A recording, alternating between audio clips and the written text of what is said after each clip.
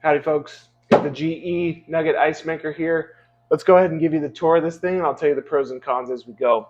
First things first, you've got your ice maker obviously. This thing is completely and 100% take-your-outable, right? And you can machine wash this, no problem.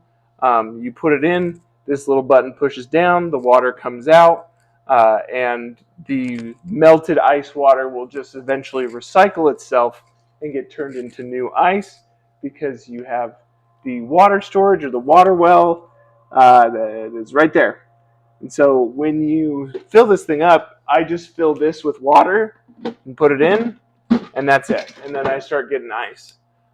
There are a couple different buttons up here that you may notice. There's just a power button, turn it on and off.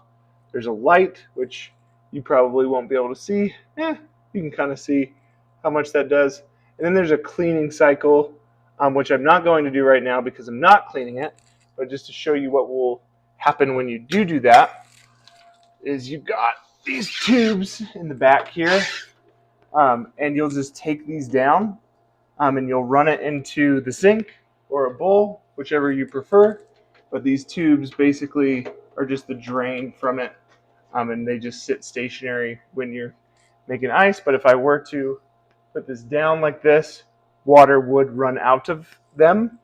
But when you run a cleaning cycle, you'll just, I do it with some vinegar and hot water, and that helps get any hard water built up. And that is another thing worth mentioning is if you're going to use just tap water, you might have to clean it a little bit more often. Some people use distilled water, or they have a hard water softener.